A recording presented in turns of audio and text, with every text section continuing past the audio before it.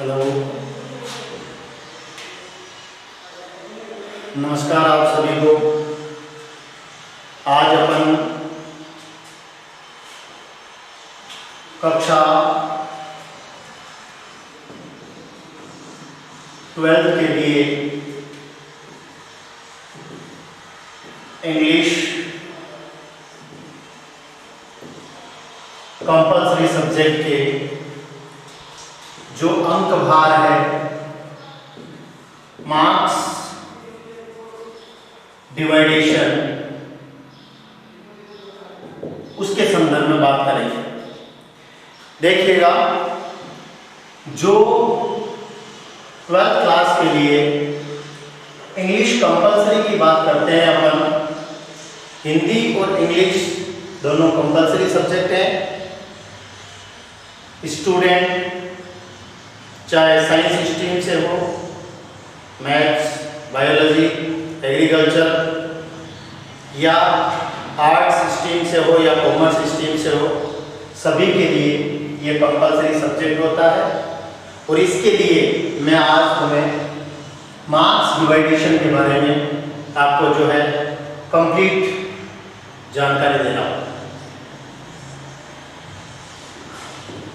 80 marks का जो board का पेपर होता है, इसमें 80 के अलावा 20 मार्क्स जो होते हैं वो सेशनल के तौर पर स्कूल की तरफ से भेजे जाते हैं। 80 जो प्राप्तांक है, अंक भार है, उसका जो डिवाइडेशन होगा, देखिएगा अपन इंग्लिश कंपल्सरी सब्जेक्ट को मेजर 3 सेक्शन में डिवाइड करते हैं। सेक्शन ए, सेक्शन बी और सेक्शन सी। जो बोर्ड का अपना पेपर होता है वो 3 सेक्शन में डिवाइडेड होता है। पहले सेक्शन ए होता है, उसके बाद सेक्शन बी होता है और उसके बाद सेक्शन सी होता है। जो 80 मार्क्स है उसमें से सेक्शन ए है, उसका जो भाग होता है वो 15 मार्क्स का होता है। सेक्शन बी का है वो 25 मार्क्स का होता है। सेक्शन सी जो होता है वो 40 मार्क्स का होता है। सेक्शन ए 15 मार्क्स का रोल रखता है। सेक्शन बी 25 मार्क्स की भूमिका अदा करता है। और सेक्शन सी जो 80 मार्क्स का कंप्लीट पेपर होता है, उसका 50% जो सेक्शन सी में आता है। इसके बाद में देखिएगा, सेक्शन ए किसको रिप्रेजेंट करता है, किस टाइप के क्वेश्चन पूछे जाते हैं, तो ये होता है रीडिंग स्किल का सेक्शन। सेक्शन जो बी होता है वो राइटिंग स्किल का सेक्शन होता है। और सेक्शन सी जो होता है, इसमें फैक्चुअल क्वेश्चंस पूछे जाते हैं। एक बार वापस देखिएगा, पहला सेक्शन जो है सेक्शन ए है, ये रीडिंग का सेक्शन होता है, 15 मार्क्स का होता है। सेक्शन बी है, ये राइटिंग सेक्शन होता है, राइटिंग स्किल के क्वेश्चन पूछे जाते हैं, 25 मार्क्स का होता है। सेक्शन सी जो है वो टेक्सचुअल क्वेश्चंस पूछे जाते हैं, जो 40 मार्क्स का होता है। क्लियर? अब अपन बात करते हैं जो अपन ने मेजर 3 सेक्शन डिवाइड किए हैं, इसमें भी किस किस टाइप के क्वेश्चन पूछे जाते हैं, उनके आंसर की वर्ड लिमिट क्या होती है, और किन किन क्वेश्चंस में जो अपन को चॉइस दे रखी होती है और कितने मार्क्स के वो क्वेश्चंस होते हैं।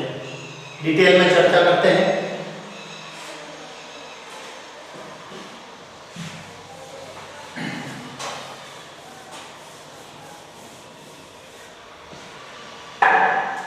सबसे पहले अपन लेते हैं सेक्शन ए। ध्यान से देखिएगा, सेक्शन ए जिसमें अपन ने बात की थी रीडिंग से संबंधित क्वेश्चन पूछे जाते हैं, रीडिंग स्किल से रिलेटेड क्वेश्चन पूछे जाते हैं और इनका जो रोल होता है वो 15 मार्क्स का होता है।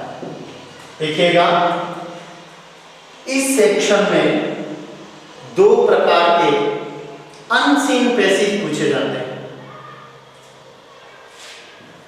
क्वेश्चन नंबर 1 और क्वेश्चन नंबर 2। रीडिंग स्किल में सेक्शन ए में दो क्वेश्चन पूछे जाते हैं जिनमें अनसीन पैसेज दिया होता है, इसके नीचे क्वेश्चंस दिए हुए होते हैं और अपन को जो इंस्ट्रक्शंस होते हैं, निर्देश होते हैं, उनके अनुसार अपन को आंसर देना होता है। देखिएगा, 12th क्लास में कोई भी पैसेज सीन पैसेज के तौर पर नहीं पूछा जाता है। जो दो पैसेज यहाँ पे रीडिंग जो सेक्शन ए है उसमें पूछे जाते हैं और दोनों के दोनों जो होते हैं वो अनसीन पैसेज होते हैं। देखिएगा, जो क्वेश्चन नंबर 1 है इसमें भी क्या दिया हुआ होता है, पैसेज गिवन होता है।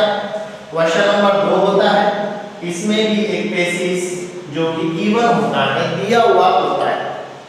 क्वेश्चन नंबर 1 में एक पैसेज दिया हुआ होगा, क्वेश्चन नंबर 2 में भी एक पैसेज दिया हुआ होगा। इनकी अंक भाग की अगर बात करें तो देखिए, क्वेश्चन नंबर जो 1 होता है उसमें जो अपन को गिवन पैसेज है उसके नीचे 9 क्वेश्चंस दिए हुए होते हैं। नंबर ऑफ क्वेश्चंस कितने होते हैं? 9। पहले पैसेज में 9 क्वेश्चन होते हैं और प्रत्येक एक अंक के होते हैं। तो पहला पैसेज इस प्रकार से अपने लिए इंपॉर्टेंस रखता है, कितने मार्क्स का? 9 अंक का पहला पैसेज। इस पैसेज के नीचे आपको 9 क्वेश्चन दिए हुए होते हैं, प्रत्येक क्वेश्चन का 1 अंक होता है और पहला जो पैसेज है इस प्रकार से 9 अंक का होता है। इसी प्रकार से अपन बात करें पैसेज नंबर 2। पैसेज नंबर 2 जो होता है वो केवल 12th क्लास में एक नए पैटर्न के तौर पर पूछा जाता है। ये जो पैसेज हैं आपने 11th स्टैंडर्ड तक, 11th क्लास तक हमेशा, चाहे हाफ ईयरली एग्जामिनेशन हो चाहे ईयरली एग्जामिनेशन हो, उनमें पूछा जाता है और इस प्रकार के क्वेश्चन आपने सोल्व किए हैं, पैसेज सोल्व किए हैं और उनके आंसर भी आपने दिए हैं। मतलब आप इस पैसेज से नॉन है, परिचित हैं अच्छी तरह से। लेकिन जो पैसेज नंबर 2 होता है इससे फिलहाल आप लोग अननोन होते हैं, अपरिचित होते हैं। ये आपके लिए केवल 12th क्लास में पूछा जाता है, इसलिए थोड़ा सा इम्पोर्टेंस ज़्यादा रहता है। तो देखिएगा, इसको अपन कह सकते हैं not making and abstraction. Not making and abstraction, a passage given for not making an abstraction as well as finding out suitable title for the given passage। जो पैसेज नंबर 2 होता है उसमें 2 क्वेश्चन होते हैं। पहला जो क्वेश्चन है वो नॉट मेकिंग का होता है और दूसरा जो क्वेश्चन होता है वो क्वेश्चन एब्स्ट्रैक्शन का होता है, समअप का होता है। उसमें अपन को समरी करनी होती है। देखिएगा, पहला जो दूसरे पैसेज का पहला जो क्वेश्चन है वो 4 अंक का होता है और दूसरा जो एब्स्ट्रैक्शन का क्वेश्चन है वो 2 नंबर का होता है। इस प्रकार से ये जो पैसेज है अपने लिए 6 मार्क्स का रोल रखता है। पहला पैसेज 9 मार्क्स, दूसरा पैसेज 6 मार्क्स। 9 और 6 जो रीडिंग स्किल है सेक्शन ए है वो आपके लिए क्या रोल रखता है 15 मार्क्स का। क्लियर।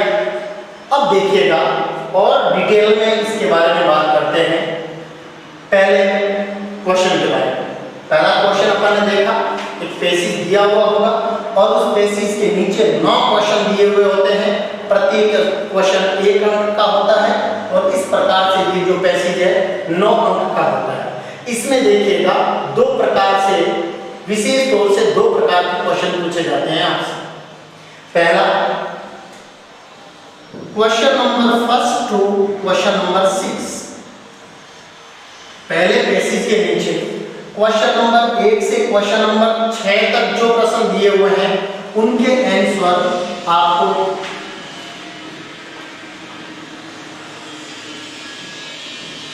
डेस्क्रिप्टिव देने होते हैं,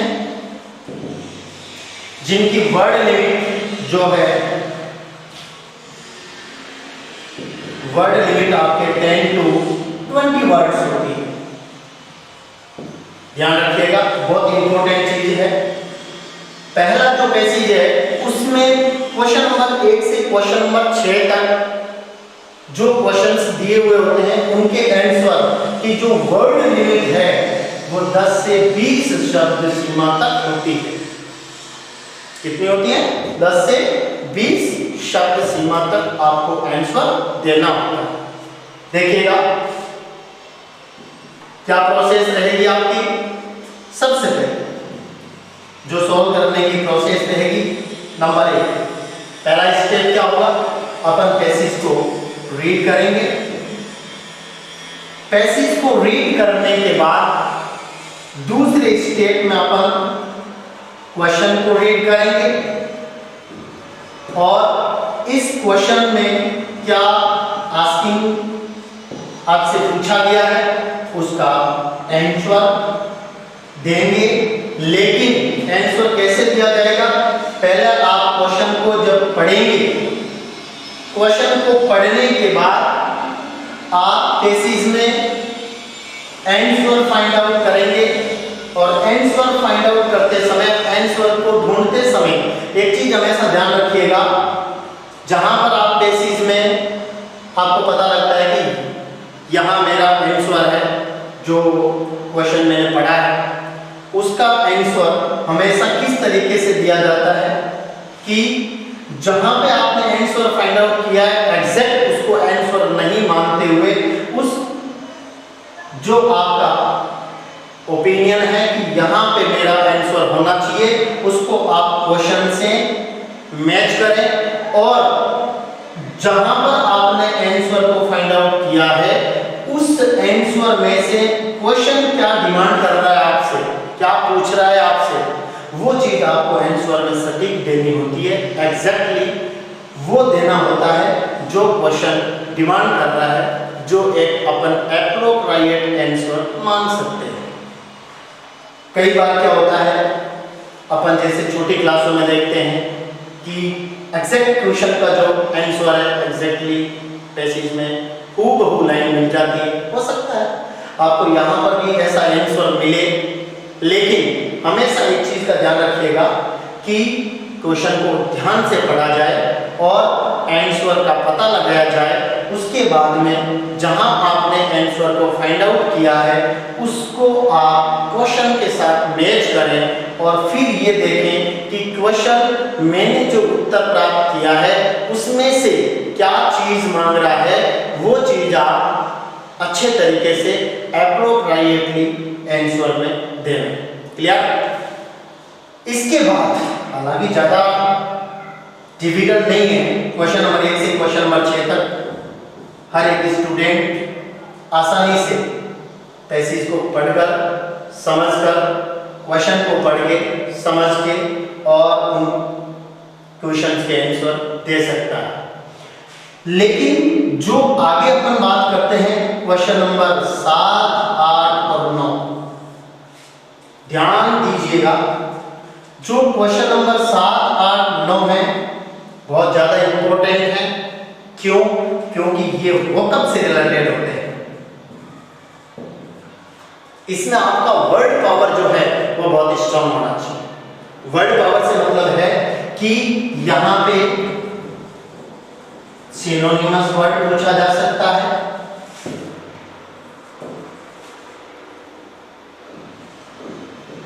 एंटोनिमो वर्ड पूछा जा सकता है, वन वर्ड सब्स्टिट्यूशन पूछा जा सकता है। तो ध्यान दीजिएगा, सिनोनाइम वर्ड से आपका क्या मतलब है? Similar in meaning, similar in meaning, या आप बात कर सकते हैं क्लोजेस्ट और नियरेस्ट इन मीनिंग। ध्यान दीजिएगा, 7वें 8वें 9वें क्वेश्चन में अगर सिनोनाइम पूछा जाता है तो इसका मतलब यह है सिमिलर इन मीनिंग, जो वर्ड आपको 7, 8, 9 क्वेश्चन नंबर है उनमें जो वर्ड आपको दिया हुआ है उस वर्ड का आप मीनिंग का पता करेंगे। मीनिंग का पता करने के बाद आपको अगर सिनोनाइम वर्ड पूछा गया है, मतलब सिमिलर इन मीनिंग वर्ड पूछा गया है, मतलब आपसे ये पूछा जा सकता है क्लोजेस्ट इन मीनिंग या नियरेस्ट इन मीनिंग, इसे आप कह सकते हैं समानार्थी शब्द। जो वर्ड दिया हुआ है उसके एग्जैक्ट सेम मीनिंग वाला वर्ड जो है पैसिज में दिया हुआ है उसको आप फाइंड आउट करेंगे और आंसर देंगे। क्लियर? एक बार मैं आपको ये चीज रिपीट कर देता हूं। क्वेश्चन नंबर 7, 8, 9 है वो वोकैब से रिलेटेड क्वेश्चंस होते हैं और इनका जो आंसर होता है वो एक शब्द होता है, एक वर्ड हो सकता है, एक फ्रेज हो सकती है, वाक्यांश हो सकता है, लेकिन अमूमन एक वर्ड होता है। और यदि सिनोनाइम वर्ड पूछा गया है तो similar in meaning, closest in meaning या नियरेस्ट इन मीनिंग, मतलब समानार्थी शब्द देना होता है। दूसरे प्रकार के क्वेश्चन की बात करें, एंटोनाइम वर्ड, या आपसे यहां पर यह पूछा जा सकता है अपोजिट इन मीनिंग, अर्थ में जो है अपोजिट मीनिंग वर्ड जो अपोजिट मीनिंग रखता है वो देना होता है, जिसे आप कह सकते हैं विलोम शब्द। विलोम शब्द, ठीक विपरीत अर्थ देने वाला शब्द। क्लियर? तीसरा जो होता है वन वर्ड सब्स्टिट्यूशन, ये क्या होता है? देखिएगा, इसमें एक आपको a group of words, a group of words has been given to you in the question paper. Question paper में आपको एक शब्दों का समूह दिया हुआ होता है और शब्दों के समूह को अच्छे तरीके से समझ के अपन को वो वर्ड सेलेक्ट करना होता है, चूज करना होता है गिवन पैसेज में से, जिसको ये ग्रुप ऑफ वर्ड रिप्रेजेंट करता है। अपन कह सकते हैं a person who teaches, one who teaches, a teacher। तो यहां पे ध्यान दीजिएगा कि एक ग्रुप ऑफ वर्ड्स जो दिया हुआ होता है, ठीक है, उसको रिप्रेजेंट करने वाला जो वर्ड होता है वो आप पैसेज से पता करते हैं। क्लियर? एक बार वापस देखिएगा, क्वेश्चन नंबर 7, 8, 9 ये जो 3 क्वेश्चन है, हमेशा ध्यान रखिएगा कि ये तीनों synonym word similar in meaning, closest in meaning, nearest in meaning से संबंधित हो सकते हैं। ध्यान दीजिए, जरूरी नहीं है कि 7वां सिनोनाइम वाला वर्ड होगा, 8वां एंटोनाइम पूछा जाएगा, 9वें में वन वर्ड सब्स्टिट्यूशन दिया हुआ होगा, ऐसा कहीं जरूरी नहीं है। यदि आप पिछले सालों के पेपर उठा के देखेंगे तो आपको पता चल जाएगा, हो सकता है तीनों क्वेश्चन सिमिलर इन मीनिंग से रिलेटेड हो, क्लोजेस्ट या नियरेस्ट इन मीनिंग से रिलेटेड हो, समानार्थी शब्द हो पूछा जाए, और तीनों antonym word opposite in meaning, जो कि बहुत कम, अक्सर बहुत कम होता है ऐसा, क्योंकि एंटोनाइम वर्ड अगर पूछा जाता है तो आपको जहां तक संभव है नंबर क्वेश्चन पूछा जा सकता है। अगर नंबर एंटोनाइन से रिलेटेड क्वेश्चन पूछा है तो 7वां और 8वां एग्जैक्टली आपसे सिनोनाइम वर्ड या वन वर्ड सब्स्टिट्यूशन से पूछा जाता है। ज्यादा प्रायिकता इन दोनों की होती है और हो सकता है आपको तीनों वन वर्ड सब्स्टिट्यूशन दिए जाएं और पूछे जाएं। तो हमेशा ध्यान रखिएगा तीनों सिमिलर इन मीनिंग पूछे जा सकते हैं, तीनों वन वर्ड सब्स्टिट्यूशन से पूछे जा सकते हैं, लेकिन तीनों question Antonine opposite in meaning बहुत कम चांस होते हैं, एक क्वेश्चन पूछा जा सकता है। क्लियर? मैं सोचता हूं अच्छी तरह से ये चीज आपके समझ में आई होगी, आपके लिए बेनिफिशियल होगी।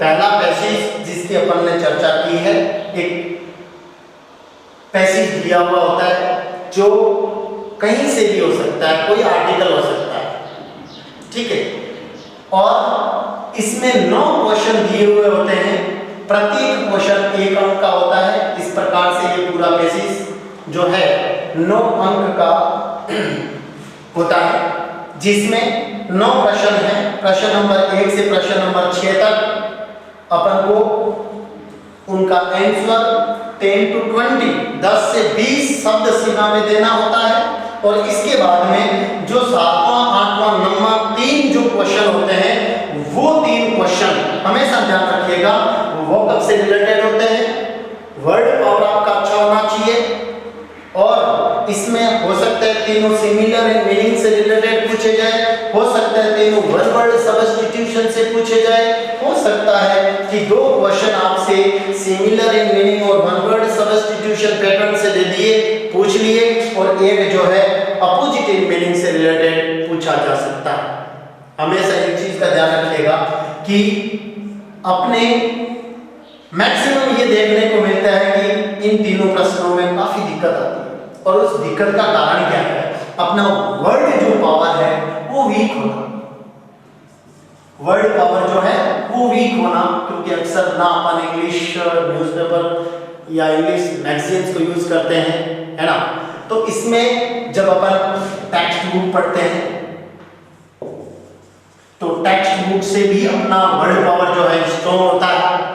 उसके अलावा राइटिंग स्किल में बहुत सारे वर्ड्स अपन जो है नए नए यूज में लेते हैं। पैसेज जब अपन पढ़ेंगे वहां पे ऐसा जरूरी नहीं है कि मतलब कोई एग्जैक्ट ऐसे वर्ड है क्या सीमा में कि ये 100 या 200 या 300 अगर वर्ड पढ़ लिए जाएं तो सिनोनिम वर्ड या अपोजिट इन मीनिंग या वन वर्ड सब्स्टिट्यूशन वाले क्वेश्चन को करेक्ट किया जा सकता है, ऐसा नहीं है। तो हमेशा ध्यान रखिएगा इसको स्ट्रॉन्ग करने के लिए, इसमें 9 में से 9 अंक प्राप्त करने के लिए वो की क्या है, जिससे कि पहले बेसिस में 9 आउट ऑफ 9 मार्क्स अचीव कर सके। वो मेथड क्या है, वो तरीका क्या है, वो विधि क्या है, वो विधि ये है कि अपन मैक्सिमम, जैसे अभी का समय है, लॉकडाउन का टाइम है, आप से परिवार समय व्यतीत कर रहे हैं, बहुत सारा समय आपके पास है, बहुत सारा समय आपके पास है, 24 आवर्स आप घर पे स्टे कर रहे हैं, बहुत सारा समय है। तो हो सकता है कोई ऐसा टाइम शेड्यूल जो आप चूज करें कि इसमें मुझे न्यू आर्टिकल्स पढ़ने हैं, मैगजीन्स पढ़ने हैं। जरूरी नहीं है आपके घर पे न्यूज़पेपर इंग्लिश का आए, मैगजीन्स आए, आज ऑनलाइन जो हमने जो ये बीड़ा उठाया है जरूरी भी है। हम भी ये चाहते हैं कि हमारे जो विद्यार्थी हैं वो घर पे बैठ के कुछ उनको ऐसा स्टडी मटेरियल मिल जाए जिससे कि उनका जो है ये जो समय है बहुत ही कीमती है, बहुत ही अमूल्य जो समय है वो यूटिलाइज हो सके। किस तरीके से हमारे जो विद्यार्थी हैं, अधिकांश विद्यार्थी जो है अपने स्टडी पर फोकस करें और कुछ ना कुछ हमेशा नया सीखें। और इसीलिए हो सकता है आप कुछ बुक्स पढ़ें, ऑनलाइन मटेरियल पढ़ सकते हैं। ऑनलाइन मटेरियल में अगर आप ये सर्च करेंगे कि unseen passage for class 12, definitely you will find lots of passages and you can choose, you can select some of them and you can practice. आपको अभ्यास करना चाहिए, क्योंकि practice max a man perfect. अभ्यास से व्यक्ति पूर्ण बनता है। और ये जो 15 नंबर का मैं मैटर बता रहा हूं आपको, ये पूरा अभ्यास का है। इसको क्रैकिंग करने की आवश्यकता नहीं है, रटने की आवश्यकता नहीं है, ज्यादा पढ़ने की आवश्यकता नहीं है, बार बार पढ़ने की आवश्यकता नहीं है। आपको एक विधि अपनानी है। और वो कौन सी विधि है? आपको एक पैसेज लेना है। अनसीन पैसेज लेना है। वो 10th क्लास की बुक में दिया हुआ है, वो 11th क्लास की बुक में दिया हुआ है, वो 12th क्लास की बुक में दिया हुआ है, या आपने सीबीएसई बोर्ड से लिया है, या आपने आईसीएसई बोर्ड पे कहीं सर्च किया है। कोई भी पैसेज हो, इवन कोई भी पैसेज, तो वहां पे आप एक चीज का ध्यान रखिएगा, उस पैसेज को आप पढ़ें बड़ी तसल्ली से, बड़े आराम से, धैर्य रखें और उस पैसेज को आप पढ़ें। उस पैसेज को पढ़ने के बाद आप अपना ओपिनियन शेयर करें कि ये जो पैसेज है उसका जो समक है वो क्या है, एब्रिविएशन क्या है, मतलब उसका एब्स्ट्रैक्शन जो फॉर्म है वो क्या है। संक्षिप्त में सारभूत तरीके से मैं उस पैसेज को कहां तक समझ रहा हूं। ऐसा जरूरी नहीं है word to word, sentence to sentence आप अच्छी तरह से उसको हिंदी में ट्रांसलेट करें, ऐसा कहीं जरूरी नहीं है। कोई ऐसा क्वेश्चन अपन को ना तो हिंदी मेथड से इजी बना सकता है और ना ही उसकी जरूरत है। आप उस पैसेज को इंग्लिश से पढ़िएगा और उस पैसेज के जो नीचे क्वेश्चन दिए हुए हैं आप उन क्वेश्चंस को पढ़िए और आप अपनी ओर से उनका आंसर दीजिए। बस एक ही चीज का ध्यान रखिएगा, मैक्सिमम स्टूडेंट क्या करते हैं कि पैसेज को पढ़ा और उसके जो नीचे क्वेश्चंस दिए हुए हैं उनको पढ़े और उन क्वेश्चन का सीधा एग्जैक्ट लाइन ढूंढने का कोशिश करते हैं और एग्जैक्ट लाइन को ही अपना आंसर मान लेते हैं, जो एक तरीका है। ये तरीका सरासर गलत है। हमेशा ध्यान रखिएगा, मैं आपको एग्जैक्ट आंसर मिल सकता है लेकिन जरूरी नहीं है कि वो आपका एक परफेक्ट आंसर हो।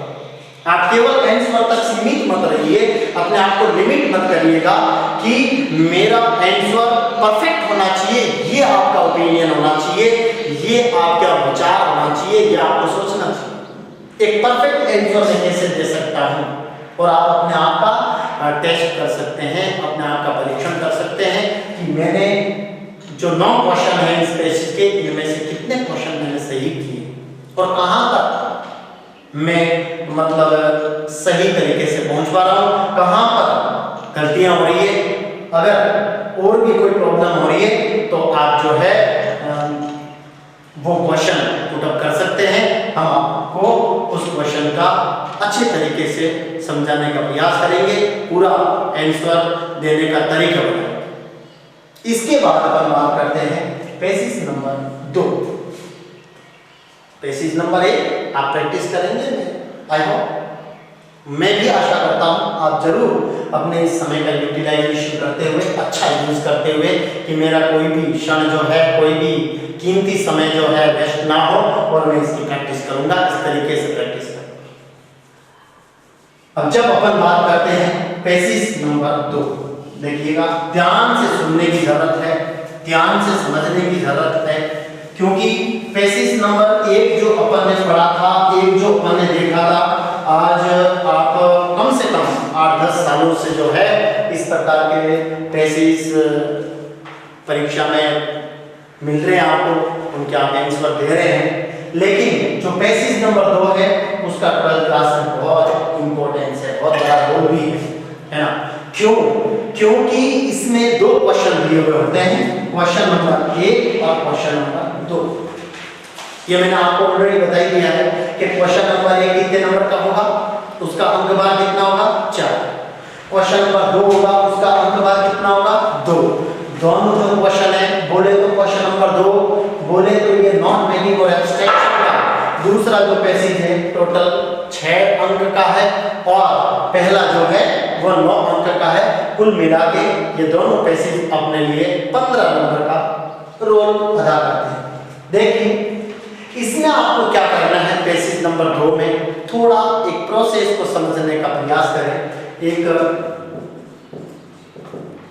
वो प्रोसेस जिससे आप मैक्सिमम अंक जो है प्राप्त कर सकते हैं। कोई ज़्यादा दिक्कत वाली बात नहीं है। ऐसा नहीं है कि ये पेसिस अपन पहले ही फ्राइटेन हो जाएं, उसको टेरिबल समझें कि ये कैसे होगा, है ना। ऐसा कुछ नहीं है। बहुत सिंपल सा क्वेश्चन पूछा जाता है, बहुत सिंपल से पेसिस दिए हुए होते हैं।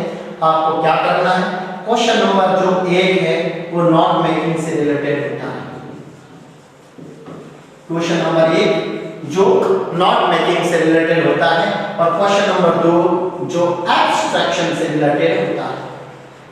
क्वेश्चन पे जाने की आपको ज्यादा आवश्यकता नहीं महसूस होगी, क्योंकि क्वेश्चन एग्जैक्टली हमेशा वही पूछे जाते हैं। लेकिन पेसिस चेंज होगा, और पेसिस चेंज होगा तो उसके क्वेश्चन नंबर 1 और क्वेश्चन नंबर 2 के आंसर भी पेसिस के अकॉर्डिंग होंगे, ना कि फिक्स होंगे। तो यहां पर ध्यान दीजिएगा, क्वेश्चन नंबर 1 जो है नॉट मेकिंग का और क्वेश्चन नंबर 2 जो है एब्स्ट्रैक्शन का। यहां पर अच्छे से समझने का प्रयास करें। नॉट मेकिंग पहला जो है 4 नंबर का होगा और दूसरा जो है 2 नंबर का होगा। और ये प्रोसेस क्या होगी, इस प्रोसेस को आप अच्छी तरह से समझें। देखिए प्रोसेस में आपको क्या करना है, एक मेथड अपनाना है। स्टेप नंबर 1, जब अपन स्टेप की बात करते हैं, पहला स्टेप आपका क्या होगा, जो गिवन पेसिस है, गिवन पेसिस है, जो आपको पेसिस दिया हुआ है उसको आप पढ़ें, रीड करें, और केवल रीड ही नहीं करें, उसका स्टडी करें। और स्टडी का मतलब क्या हो गया, इसका जो सेंट्रल आइडिया है उसको समझने का प्रयास करें, उसको समझने की कोशिश करें कि उसकी सेंट्रल थीम क्या है, ये पेसिस किसके बारे में दिया हुआ है। ये आपसे पहला क्वेश्चन है। जो भी आप पेसिस पढ़ रहे हैं उसको ध्यान से पढ़ें, केवल ये सोचते हुए पढ़ें कि ये पेसिस किसके बारे में दिया हुआ है। मे बी किसी व्यक्ति के जीवन पर आधारित घटना हो सकती है, बायोग्राफी या ऑटोबायोग्राफी, जीवनी या आत्मकथा जिसे अपन कहते हैं। हो सकता है इम्पोर्टेंस ऑफ फॉरेस्ट्स, हो सकता है importance of wild life, importance of time, ठीक है, modern era, the era of science. कोई एक पेसिज होगा, और यदि आपने उस पेसिस को पढ़ते समय ये सोच लिया है कि मुझे ये पता करना है कि ये पेसिस किसके बारे में है, बस जरूरी नहीं है कि जो पेसिस दिया हुआ है उसका मैं पूरा हिंदी ट्रांसलेट करूं, पॉसिबल हो या ना हो हमारे लिए जरूरी नहीं। हम एक काम करेंगे कि वो पेसिस किसके बारे में दिया हुआ है, दैट्स इंपॉर्टेंट, ये हमारे लिए इंपॉर्टेंट है। और पेसिस किसके बारे में दिया हुआ है, जब आपने एक बार पूरे पेसिस को पढ़ा। एक चीज हमेशा ध्यान रखिएगा, जब तक आप पूरे पेसिस को कंप्लीट या फुल पढ़ने लगे तब तक आप क्वेश्चन पे मत जाइए। पहला काम है आपका सारे जो पेसिस दिया हुआ है उसको आप अच्छी तरीके से पढ़ें। अब देखिएगा, जब आपने स्टेप नंबर 1 को फॉलो किया और जो गिवन पैसेज है, जो पैसेज आपको दिया हुआ है उसको आपने पढ़ा, उसका आपने अध्ययन किया और उसका आप सेंट्रल थीम निकाल रहे हैं, सेंट्रल आइडिया का पता कर रहे हैं कि वो पैसेज किसके बारे में है। बस ये पता करना और कुछ नहीं करना। स्टेप नंबर 2, आप क्या करेंगे, जो आपने पैसेज पहली दफा पढ़ा और ये पता किया कि ये पैसेज किसके बारे में दिया हुआ है, अब आपको क्या करना है, पैसेज किसके बारे में है ये आपको पता चल गया, ये आपको पता चल गया, एक तो उसको कंफर्म कीजिए, क्या पैसेज उसी के बारे में है जिसके बारे में मैंने सोचा है। मेरा जो ओपिनियन है, जब मैंने पहली दफा पैसेज को पढ़ा, क्या पैसेज एग्जैक्टली उसी के बारे में है, एक तो ये आपको कंफर्म करना है। और उसके साथ में जिसके बारे में पैसेज दिया हुआ है उसको आप अंडरलाइन करते जाएं। जैसे जैसे आप दूसरी दफा पैसेज को पढ़ रहे हैं उन वर्ड्स को, उन फ्रेजेस को, उन क्लोजेस को आप क्या करें, अंडरलाइन करते जाएं, जिससे कि जो पैसेज में एडिशनल चीजें दी हुई है, हमेशा ध्यान रखिएगा, जो पैसेज में एडिशनल चीजें दी हुई है वो हमारे लिए इंपॉर्टेंट नहीं है। जो चीफ फैक्ट है, इंपॉर्टेंट फैक्ट है, जो पैसेज किसके बारे में दिया हुआ है उसको रिप्रेजेंट कर रहे हैं, आप उनको अंडरलाइन कीजिए, बाकी चीजों को आप छोड़ दीजिए। जब आपने पैसेज को पढ़ा, ये पता किया कि पैसेज किसके बारे में दिया हुआ है, उसके बाद में आपको क्या करना है, दोबारा जब आप पैसेज को रीड आउट कर रहे हैं, पढ़ रहे हैं, उसका अध्ययन कर रहे हैं, एक तो ये कंफर्म कीजिएगा कि पैसेज किसके बारे में दिया हुआ है, जो मैंने सोचा है एग्जैक्टली ठीक सोचा है, और उसके साथ साथ में उन वर्ड्स को, उन फ्रेजेस को, उन क्लोजेस को आप अंडरलाइन करें जो कि आपके ओपिनियन के अकॉर्डिंग पैसेज किसके बारे में हैं उनको रिप्रेजेंट कर रहे हैं, उनको एक्सप्लेन कर रहे हैं। और अगर आपने उन चीजों को सटीक तरीके से अंडरलाइन कर लिया, स्टेप नंबर 3 में क्या करना है आपको, अभी मैं आपको एक फॉर्मेट बताऊंगा, उस फॉर्मेट पे काम करना है। क्लियर? मैं सोचता हूं यहां तक आपको समझ में आ गया होगा। पेसिस नंबर 2 नॉट मेकिंग और एब्स्ट्रैक्शन से रिलेटेड है, जिसमें 2 क्वेश्चन पूछे जाएंगे। पहला क्वेश्चन होगा नॉट मेकिंग से रिलेटेड, दूसरा क्वेश्चन होगा एब्स्ट्रैक्शन से रिलेटेड। पहले क्वेश्चन का अंक भार होगा 4 और दूसरे क्वेश्चन का अंक भार होगा 2, और ये जो दूसरा पैसेज है टोटल 6 मार्क्स का होगा। और इसकी जो प्रोसेस है हल करने की, स्टेप नंबर 1 में अपन क्या करेंगे, दिए गए पैसेज को पढ़ेंगे और ये पता करेंगे कि पैसेज किसके बारे में दिया हुआ है।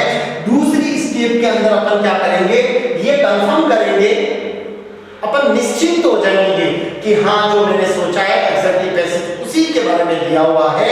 और उसके साथ साथ मैं उन वर्ड्स, फ्रेजेस और क्लोजेस, शब्द या वाक्यांश या वाक्यों को मैं अंडरलाइन करूंगा जो जिसके बारे में पैसेज है उसको एक्सप्लेन करने में हेल्प कर रहे हैं, जिसको रिप्रेजेंट कर रहे हैं, उन चीजों को मैं अंडरलाइन करूंगा। उसके बाद क्या किया जाना है आपको, ये ध्यान से देखिएगा।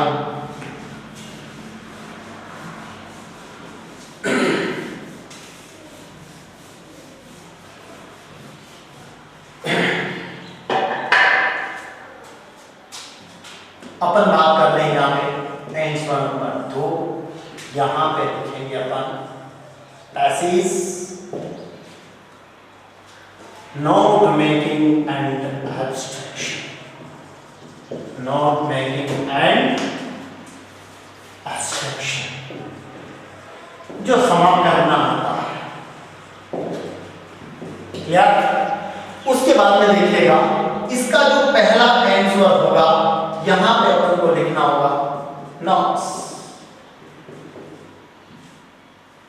और नोट्स लिखने के बाद अब ध्यान से देखिएगा, स्टेप नंबर 1 में मैंने क्या किया,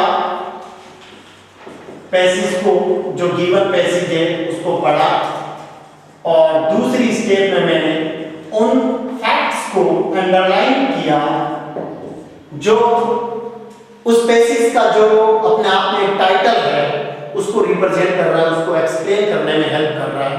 और जब मैंने जिन चीजों को अंडरलाइन किया है अब उनको फोकस कीजिएगा, उन पे ध्यान दीजिएगा, उन पे विशेष तौर से कंसंट्रेट करके रखिएगा अपने माइंड को। और यहां पे देखिए, जब अपन दूसरे क्वेश्चन का आंसर देने जा रहे हैं और उसका पहला जो 4 नंबर वाला आंसर है, ठीक है, उसको अपन हल कर रहे हैं, तो नोट्स आपने लिखा, उसके बाद में ध्यान देने की जरूरत है, ये आपका एक फॉर्मेट होगा, ये आपका एक पैटर्न होगा।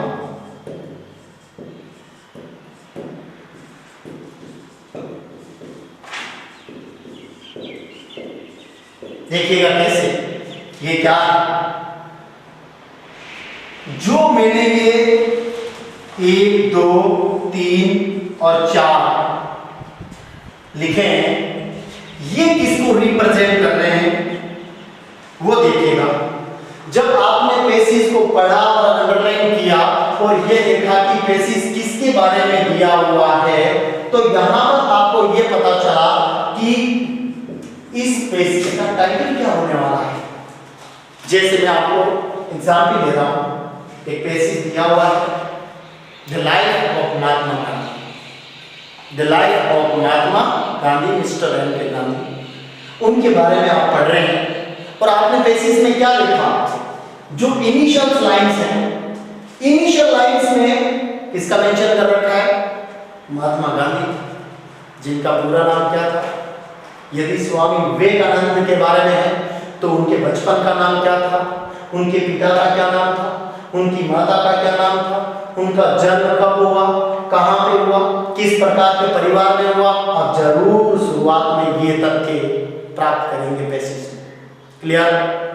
उसके बाद में दूसरे नंबर पे देखिएगा उनका बचपन कैसे बीता, उनकी शिक्षा कहाँ हुई, उन्होंने शिक्षा के साथ साथ अन्य कौन से कार्य किए, उनका जरूर यहाँ पर मेंशन किया हुआ होगा पेसिस में। किसमें, पेसिस। नंबर 3 पे आप ये देखेंगे आफ्टर एजुकेशन, आफ्टर चाइल्डहुड, मतलब यंग एज में उन्होंने क्या काम किए, कौन सी उपलब्धियां प्राप्त की। अगर कोई लेखन कार्य किया या कोई साइंस से रिलेटेड कार्य किया तो उनका वहां पर मेंशन दिया हुआ होगा। और अंत में जहां पर आप ये फाइंड आउट करेंगे कि उनकी मृत्यु किस कारण से, कब और कहां पर हुई। आपने जब पेसिस को पढ़ा तो पेसिस को पढ़ते समय पहले भाग में आपने क्या पढ़ा, उस व्यक्ति के जीवन, नाम, माता पिता, जो पेरेंटल स्टेटस है उनके बारे में, ये सब कुछ आपने पता किया, ये सब कुछ आपने पढ़ा। जन्म कहां पे हुआ, किस प्रकार के परिवार में हुआ, कब हुआ, ये चीजें आपको मिली। उसके बाद में उनके बचपन की शिक्षा जो भी उल्लेख दिया हुआ है, उनके बाद में उनके कार्य या उपलब्धियों के बारे में, अंत में उनकी मृत्यु के बारे में, ये जो पूरे जीवन का उल्लेख दिया हुआ है।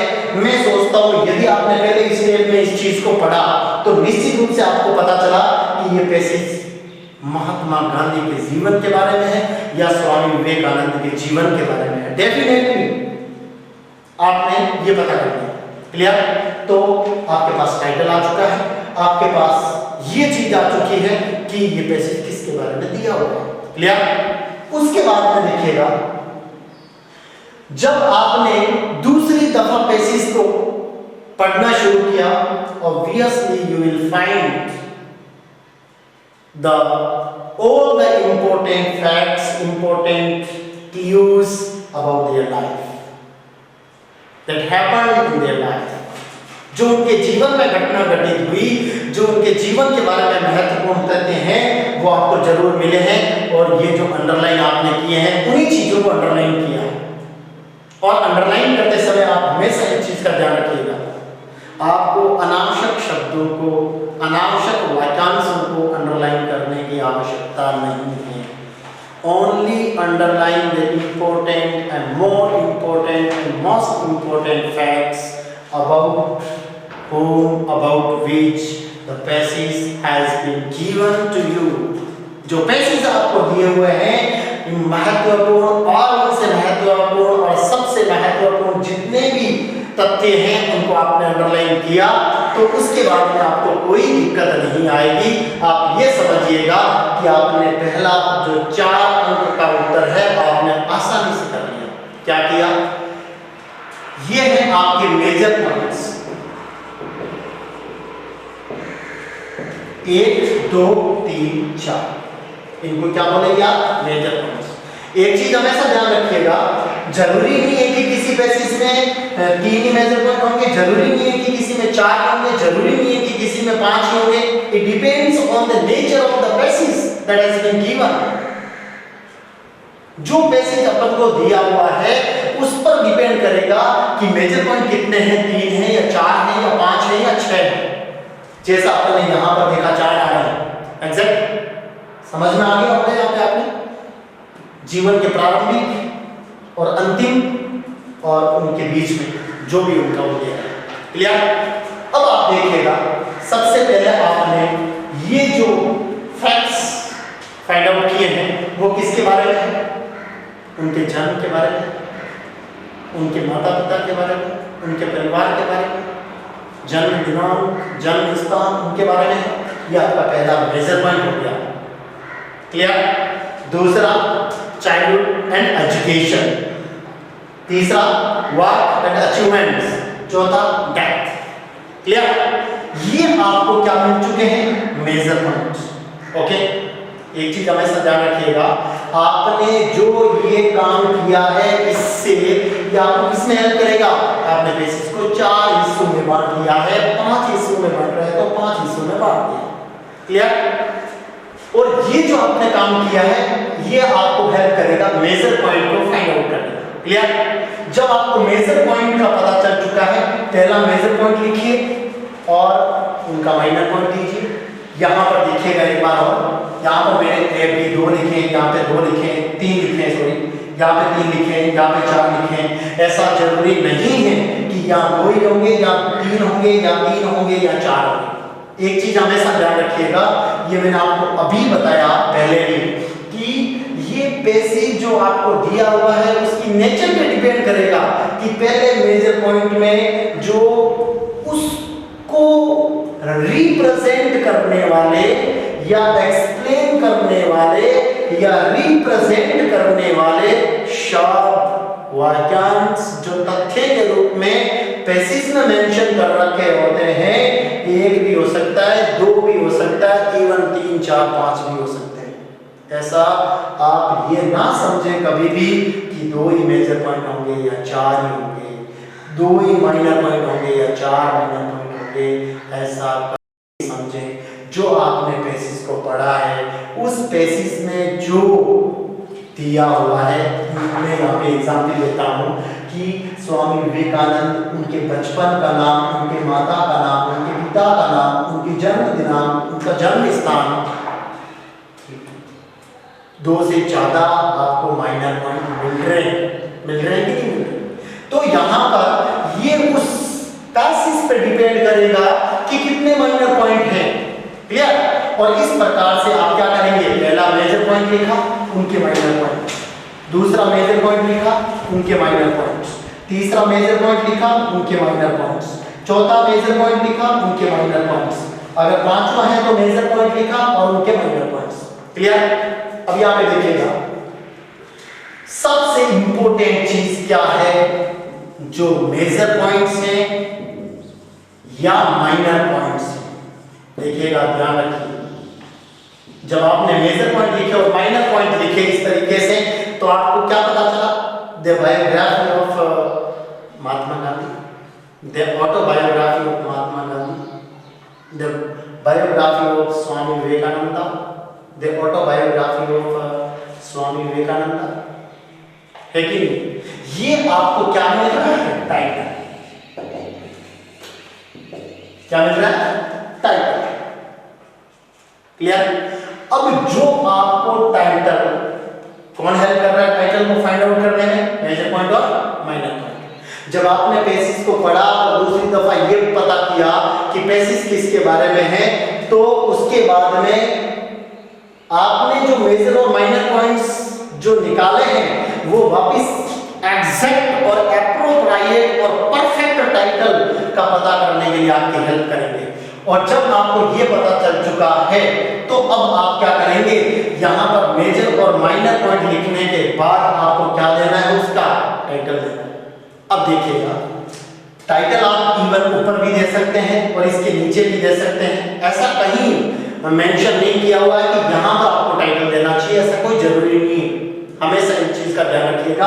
हो सकता है कुछ टीचर आपको सजेस्ट कर रहे हैं सबसे ऊपर देना चाहिए, कुछ टीचर आपको सजेस्ट करेंगे नीचे देना चाहिए, कुछ टीचर आपको सजेस्ट करेंगे समरी के ऊपर दिए जाना चाहिए। टाइटल आप जहां तक बेटर है पहले मेजर और माइनर पॉइंट को मेंशन करें और उसके बाद में आप अपना टाइटल दें। This will be the appropriate place for giving the suitable and appropriate and exact and perfect title for the given thesis.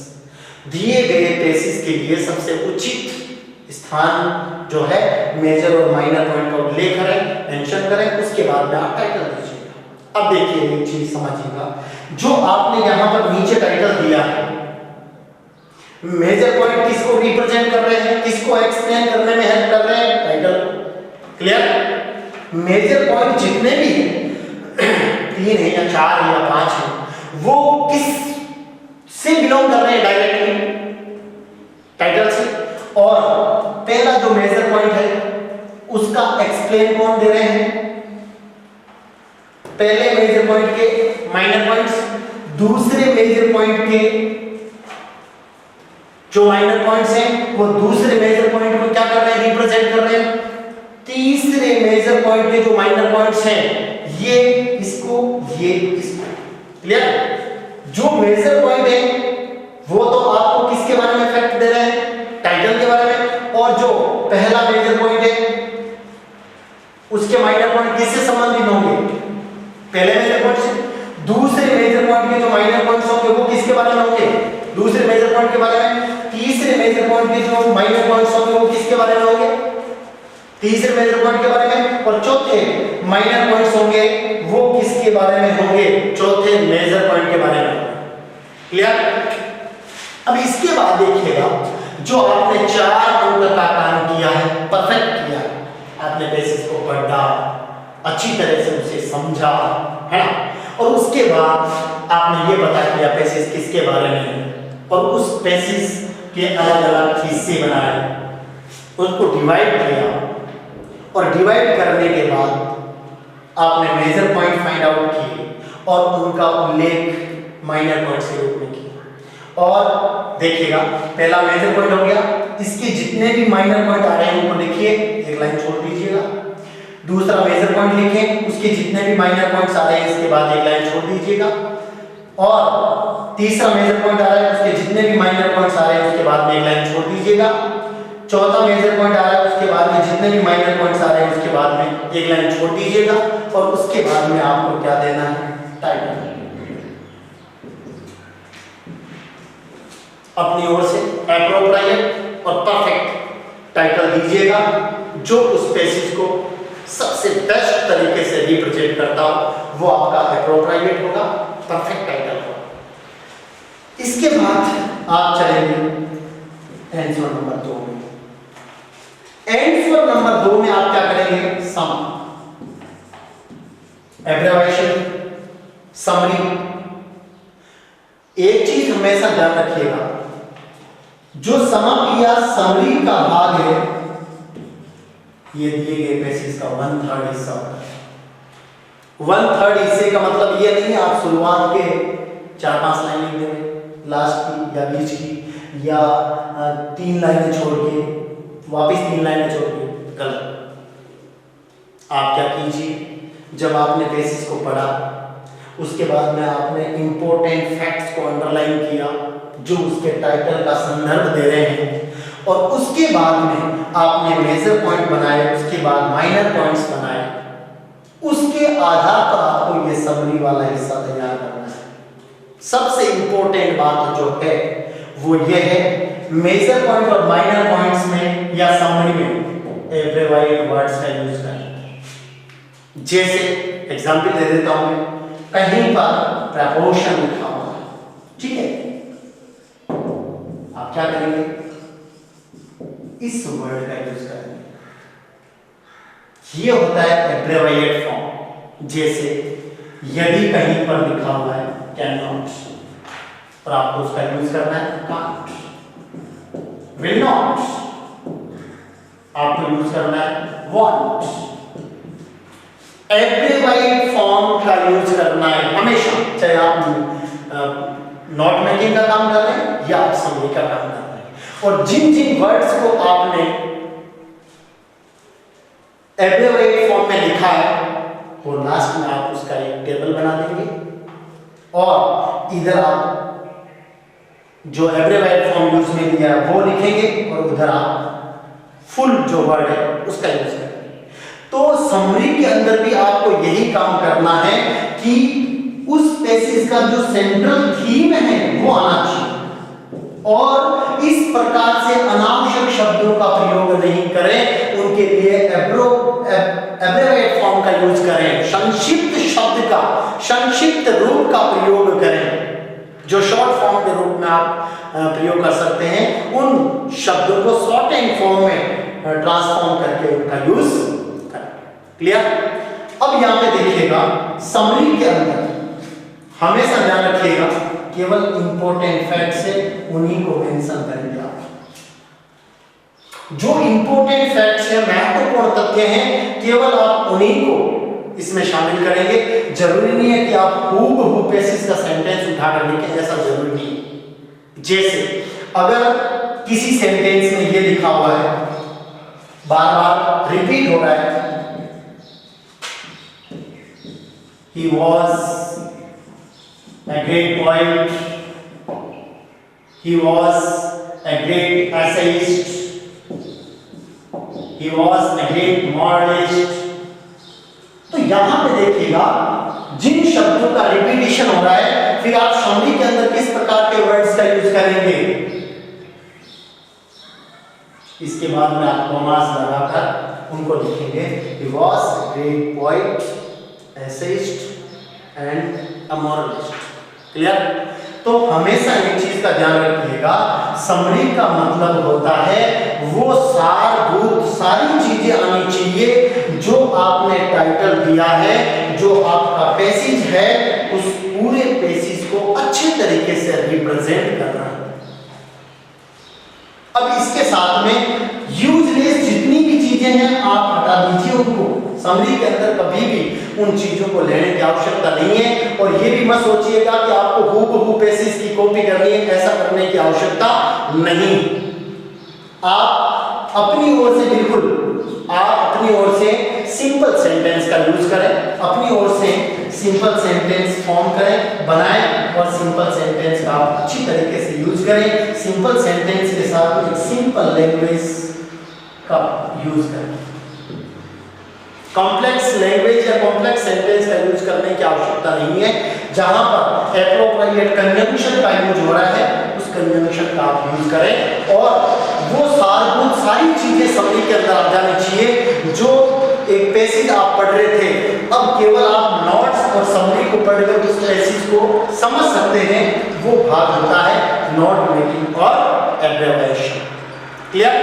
अब देखिएगा, आंसर नंबर 1 में आपने इस फॉर्मेट में क्या किया, मेजर और माइनर वर्ड्स बनाए, उसके बाद में आपने क्या किया, एप्रोप्रिएट टाइटल दिया पैसेज के लिए, और उसके बाद में आपने कौन सा हिस्सा लिया, दूसरा आंसर लिया, और दूसरे आंसर में आपको समरी का मेंशन करना है, और समरी के अंदर 1/3 जो एप्रोप्रिएट मैटर है वो आप सिंपल सेंटेंस और सिंपल लैंग्वेज के रूप में यूज करेंगे, और उसके बाद में आप एक इंडेक्स बना देंगे। आप एक इंडेक्स बना देंगे, और इंडेक्स में 2 भाग रखने हैं। यहाँ पर आपने एब्रेविएट फॉर्म यूज लिया, जैसे यहाँ पे मैं लिख रहा हूँ आपके कांट, जैसे कंजंक्शन को मैं लिख रहा हूँ, और इधर पूरा लिख दीजिएगा आप कैन नॉट और कंजंक्शन। ओके, इस प्रकार से जो है लास्ट में आप एक टेबल बना सकते हैं। ये आपका जो है रीडिंग सेक्शन इस प्रकार से कंप्लीट होता है, फिनिश होता है। और दोनों पैसेज तैयार करने का एक ही तरीका है कि जहां पर सबसे पहले आप अच्छी तरह से इस वीडियो को देखें, समझने का प्रयास करें, उसके बाद मैंने जो आपको सजेस्ट किया है एक फॉर्मेट, एक पैटर्न, उस फॉर्मेट या पैटर्न के तरीके से आपको क्या करना है कि पैसेज लेना है, और उस पैसेज को उसी पैटर्न के तरीके से, उसी फॉर्मेट के तरीके से आप उसे पढ़ें, आप उसे हल करने का प्रयास करें। और अगर जहां पे कोई प्रॉब्लम आ रही है, आप अपने टीचर से कंसल्ट करें और उस समस्या का समाधान करें। अगर आपके लिए ये वीडियो जो है बेनिफिशियल साबित होता है तो इसको लाइक करें, और जो अभी का समय है उसको अच्छे तरीके से आप यूटिलाइज करें, और कोई भी ऐसा समय जो है आपका व्यर्थ ना हो, इसके लिए आप इस प्रकार की स्ट्रेटेजी बनाएं। किस समय आपको अध्ययन करना है, किस समय आप परिवार के साथ, पेरेंट्स, भाई बहन, दादा दादी, ग्रैंड पेरेंट्स जो हैं उनके साथ में समय बिताएं और घर पे रहें, सुरक्षित रहें। धन्यवाद।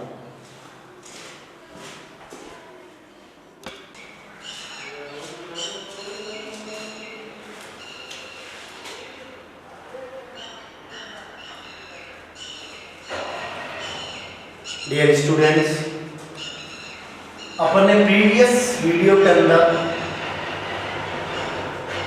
सेक्शन ए जो रीडिंग सेक्शन था 15 मार्क्स का, उसके बारे में डिटेल चर्चा की थी, अध्ययन किया था। इस वीडियो में अपन बात करेंगे नेक्स्ट जो 2 सेक्शन रहे हैं उनमें मार्क्स डिवाइडेशन की बात देख लेते हैं।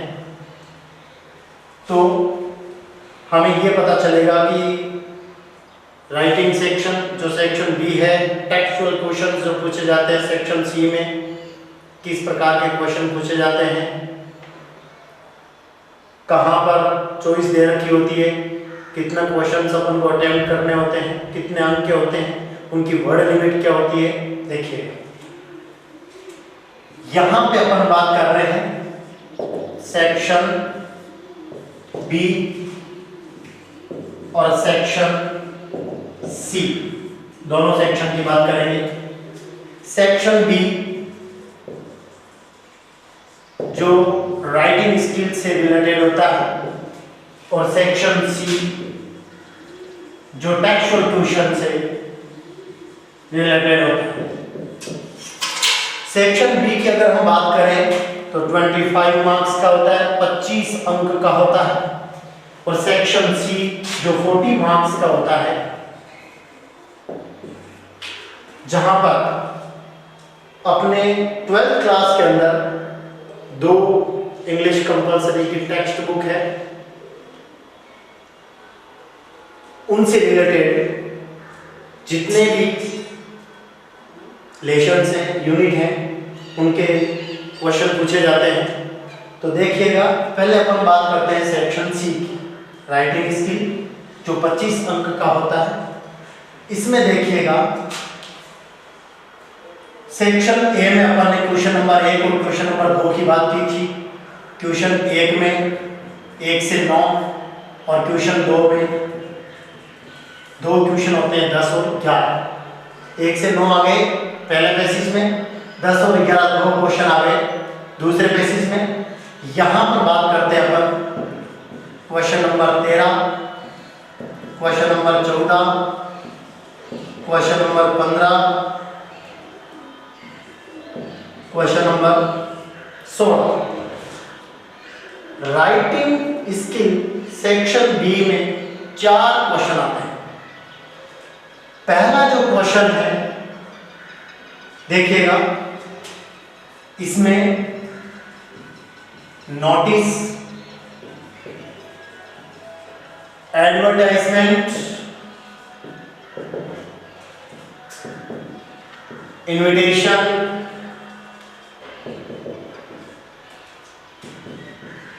रिप्लाईज, ड्राफ्टिंग, पोस्टर और आर्ग्यूमेंट्स, ये आपके सिलेबस में है। ध्यान से समझिए, राइटिंग स्किल सेक्शन बी के अंदर जो 4 क्वेश्चन होते हैं, चारों में चॉइस दे रखी होती है आपको। क्वेश्चन नंबर 13 में 2 क्वेश्चन होंगे, ये करना है। क्वेश्चन नंबर 14 में 2 क्वेश्चन होंगे, ये करना है। क्वेश्चन नंबर 15 में 2 चॉइस दे रखी होगी, एक आपको अटेम्प्ट करनी है। और क्वेश्चन नंबर 16 में भी 2 चॉइस है, उसमें से आपको एक सेलेक्ट करना है, एक क्वेश्चन अटेम्प्ट करना है। तो यहां पे देखिएगा नोटिस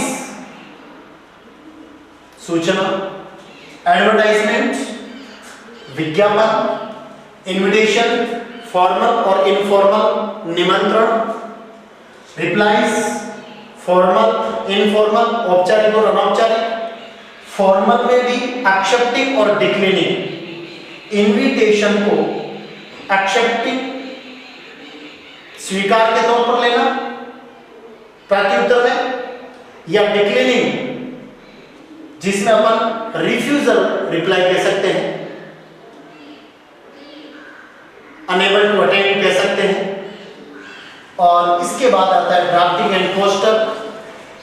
कोई सोशल साइंटिफिक चीजों पर अपन से ड्राफ्टिंग पोस्टर पूछा जा सकता है। आर्ग्यूमेंट्स फॉर और अगेंस्ट, पक्ष और विपक्ष। इनमें से एक अगर नोटिस होगा तो दूसरा एडवर्टाइजमेंट हो सकता है, इनविटेशन हो सकता है, रिप्लाई हो सकती है, ड्राफ्टिंग एंड पोस्टर हो सकता है, आर्ग्यूमेंट्स हो सकते हैं। मतलब दो चीजें अपन को दे रखी होती है, एक अपन को अटेम्प्ट करना होता है और इसकी जो वर्ड लिमिट है, वर्ड लिमिट है वो 50 वर्ड्स होती है और ये 4 अंक का होता है। Question number 13, notice, advertisement, invitation, formal, informal और replies, formal accepting, formal declining, informal accepting, informal declining, drafting poster, arguments for और अगेंस्ट। इनमें से जो दो चॉइस दे रखी है, एक अटेम्प्ट करना होता है जिसकी वर्ड लिमिट 50 वर्ड्स होती है और ये 4 अंक का होता है, जिसमें आपको मैं आगे वीडियोस में प्रत्येक के फॉर्मेट बताऊंगा, लिखने का तरीका, किस प्रकार से आपको जो है एक पैटर्न को फॉलो करना है और अट्रैक्टिव और इंप्रेसिव नोटिस कैसे लिखा जाता है, एडवर्टाइजमेंट के साथ कैसे लिखा जाता है, invitation, reply, drafting poster, arguments, सभी के जो फॉर्मेट और पैटर्न्स होते हैं वो डिफरेंट होते हैं, अलग अलग होते हैं। क्लियर? इसके बाद अपन बात करते हैं क्वेश्चन नंबर 14, नेक्स्ट क्वेश्चन की, जहां पे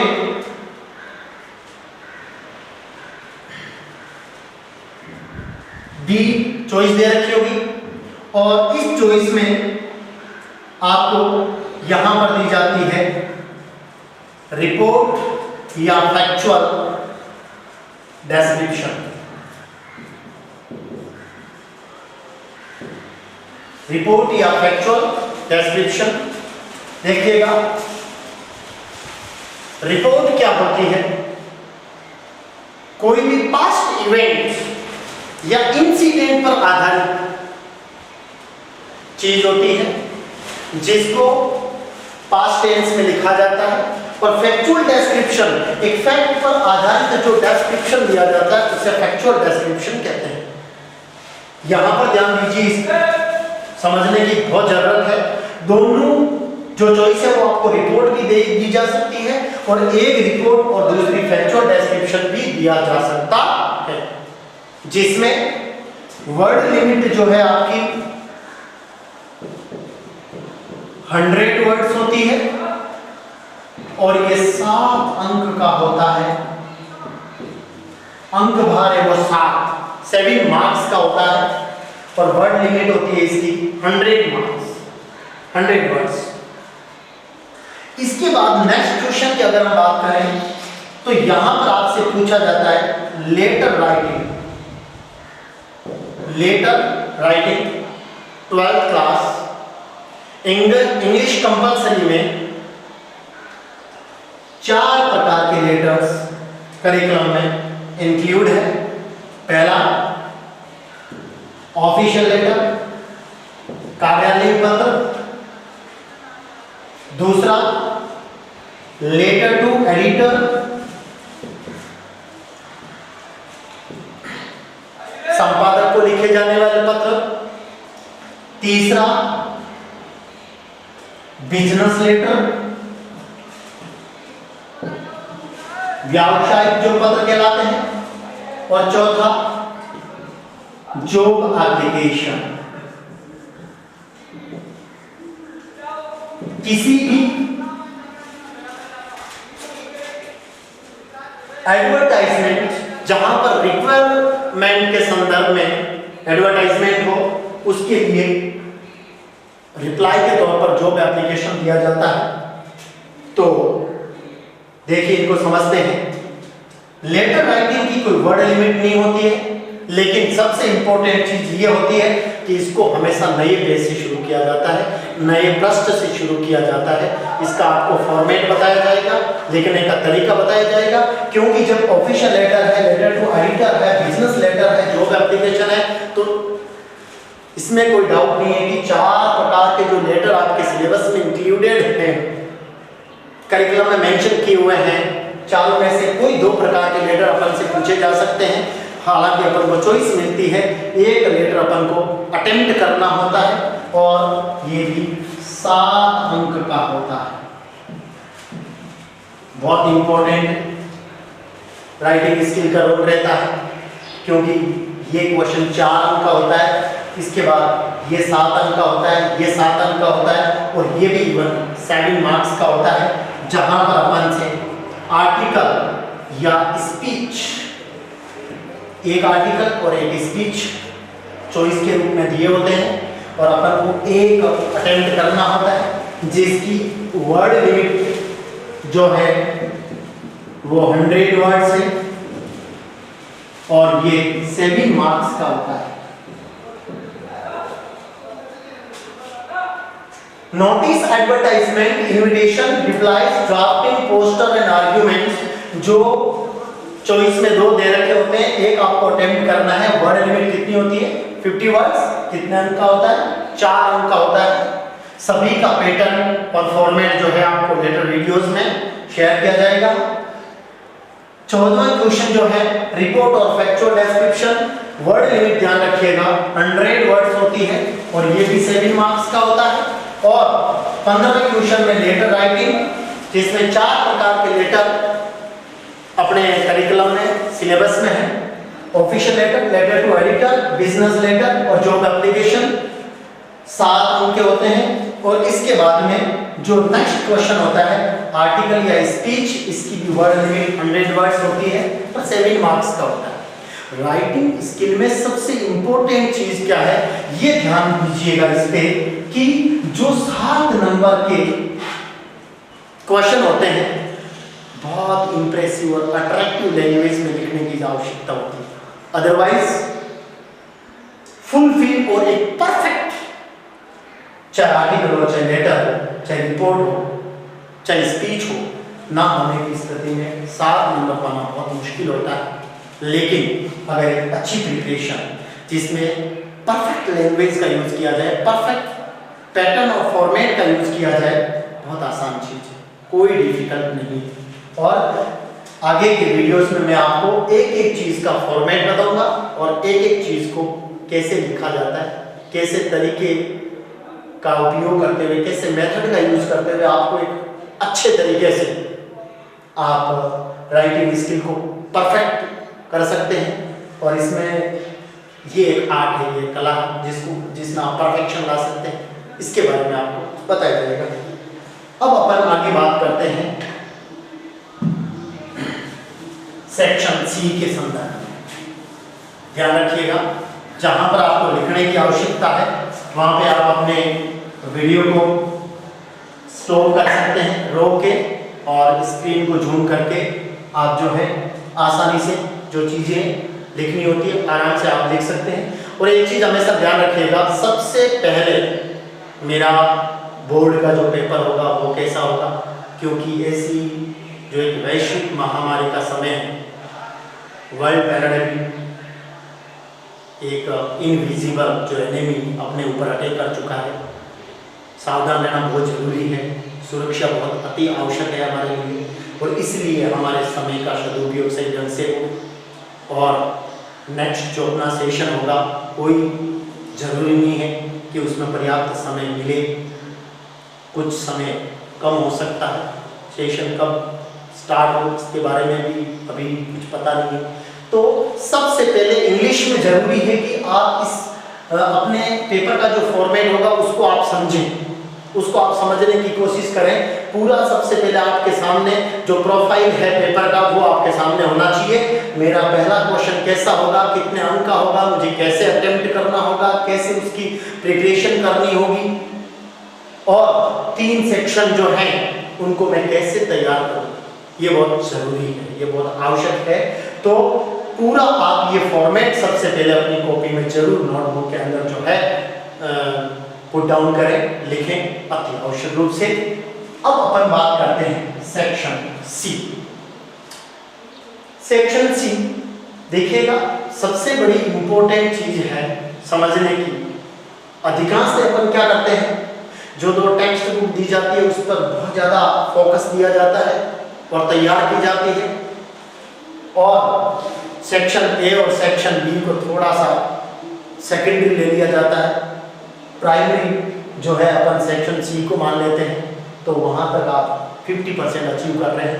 तो हमेशा एक चीज़ का ध्यान रखिएगा, सेक्शन ए 15 नंबर का है, बहुत इंपॉर्टेंट है। सेक्शन बी 25 नंबर का है, बहुत ज़्यादा इंपॉर्टेंट है। और सेक्शन ए और सेक्शन बी जो आपकी टेक्स्ट बुक में जो लेशंस दिए हुए हैं उनके अलावा मैटर, और 50% अपने बोर्ड के एग्जामिनेशन के पेपर में इनका रोल होता है। तो जितना दोनों टेक्स्ट बुक को टाइम दिया जाना चाहिए उतना time according to my opinion आप रीडिंग स्किल और राइटिंग स्किल जो है सेक्शन ए और सेक्शन बी को जरूर दें। अब अपन बात करते हैं सेक्शन सी पे। देखिएगा, क्वेश्चन नंबर 16 तक अपन ने बात की थी। यहां पे अपन बात करेंगे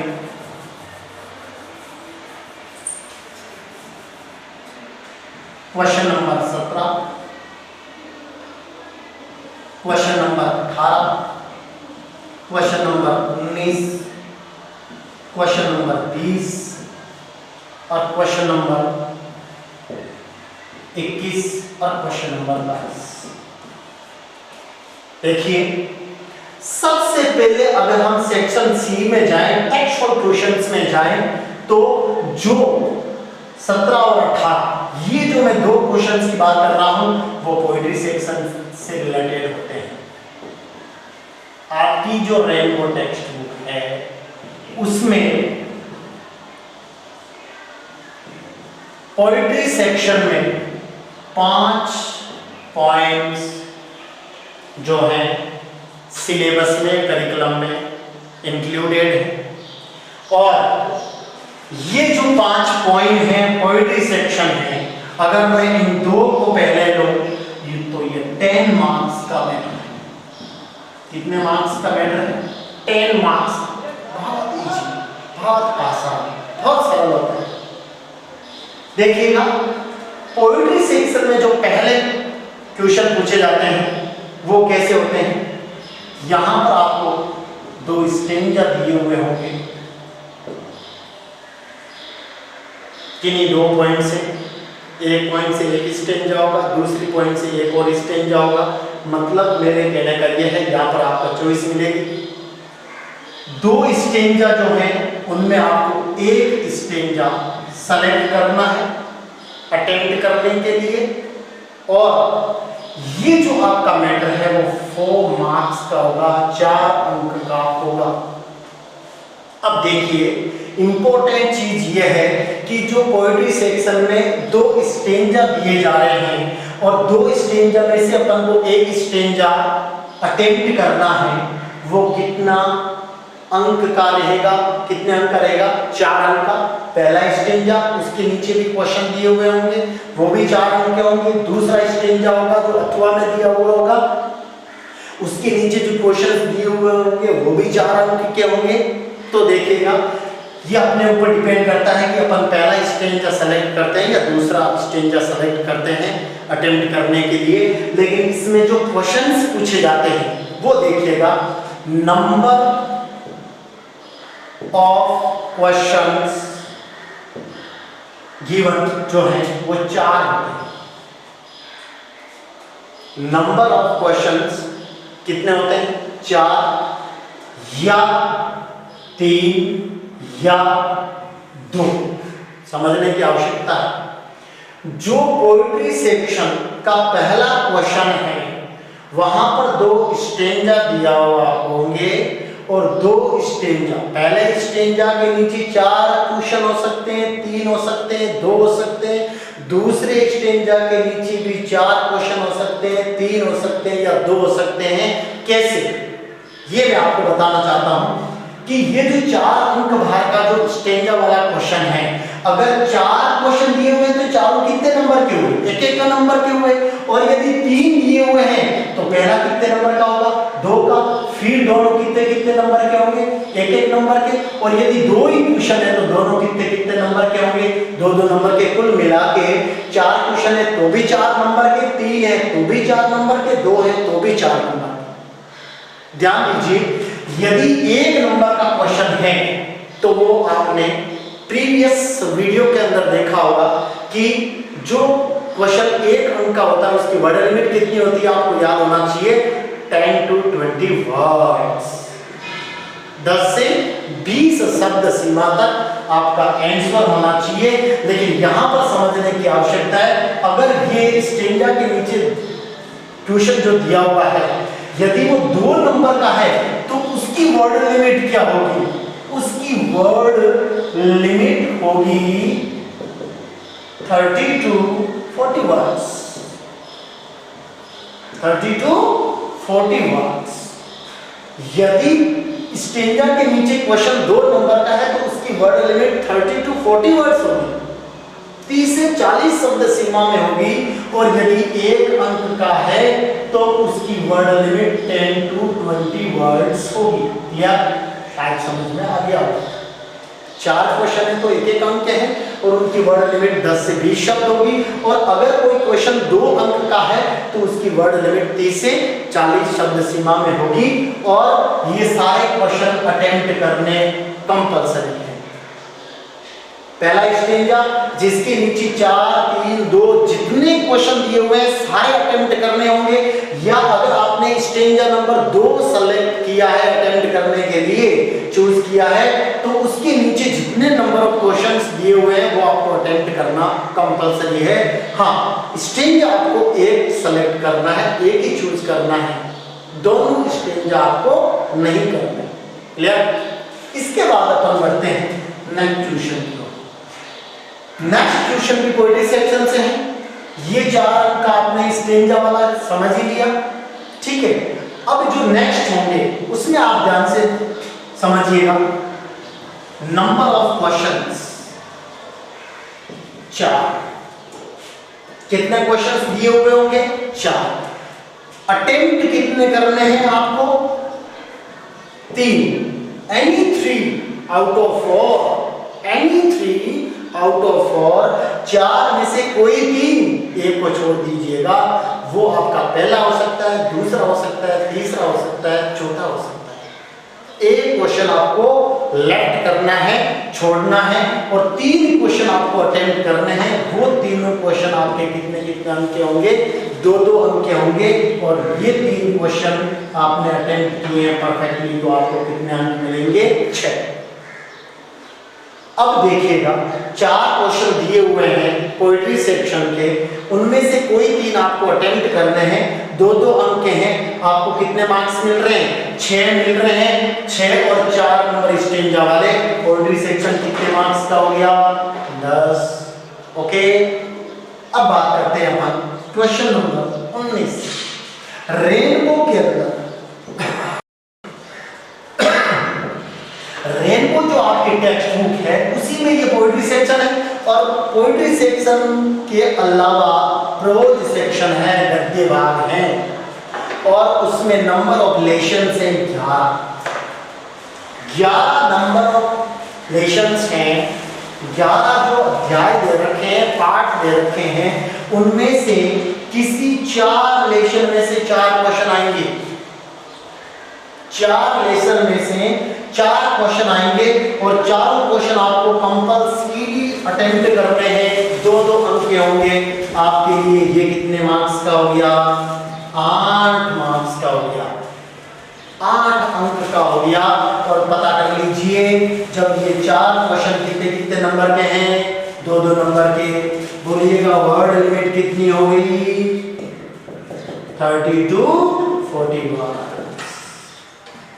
ओके, जो भी प्रश्न 2 नंबर का है, चाहे वो पोएट्री सेक्शन का है, चाहे वो प्रोज सेक्शन का है, उसकी वर्ड लिमिट 30 to 40 वर्ड्स होगी। 30 से 40 शब्द सीमा में होगी। और ध्यान रखिएगा स्टेंजा एक चूज किया है, उसके सारे क्वेश्चन आपको अटेम्प्ट करने हैं। और पोएट्री सेक्शन में जो आगे का क्वेश्चन है जिसमें नंबर ऑफ क्वेश्चंस 4 दे रखे हैं, उनमें से तो कोई 3 आपको अटेम्प्ट करने हैं, ध्यान रखें एनी 3। लेकिन ये प्रोज सेक्शन में आपको चारों क्वेश्चन अटेम्प्ट करने कंपलसरी है और चारों क्वेश्चन 2-2 अंक के होंगे और ये कुल मिला के 8 अंक का होगा और इसकी वर्ड लिमिट 30 to 40 वर्ड्स होगी। इसके बाद जब नेक्स्ट क्वेश्चन में चलेंगे, यहां पर आपने देख लिया 4 क्वेश्चन भी हो सकते हैं, 3 हो सकते हैं, 2 भी हो सकते हैं। यहां पर 4 कंपलसरी है लेकिन करने 3 कंपलसरी है।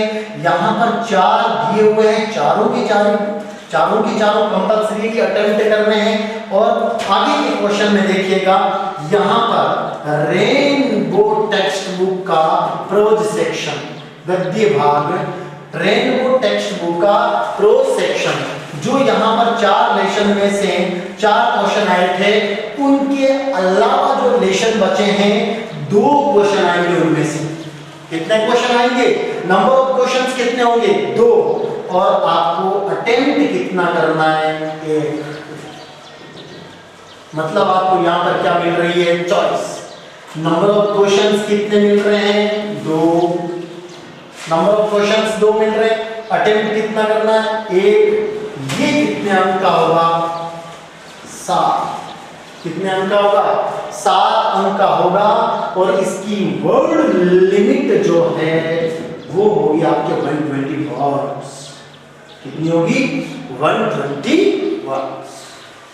डेफिनेटली आप समझ गए होंगे इस बात को और ये चीज क्लियर है, ऑब्वियस है कि रेनबो का जो पोएट्री सेक्शन है उसमें से स्टेंजा और यहाँ पर 4 सवाल आ रहे हैं जिनमें से 3 अटेम्प्ट करने हैं। ठीक है, पोएट्री सेक्शन आपके 10 नंबर का है और प्रोज सेक्शन आपके यहाँ पर कितने नंबर का हुआ?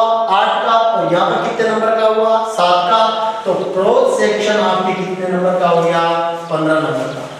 प्रोज सेक्शन कितने नंबर का हो गया? 15 नंबर का प्रोज सेक्शन यहाँ पर क्लियर है। ठीक है, तो रेनबो पोएट्री सेक्शन कितने नंबर का हुआ? 10 का।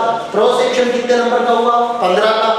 कुल मिला के जो रेनबो टेक्स्ट बुक है वो आपके कितने अंक की हो गई? 25। कितने अंक की हो गई?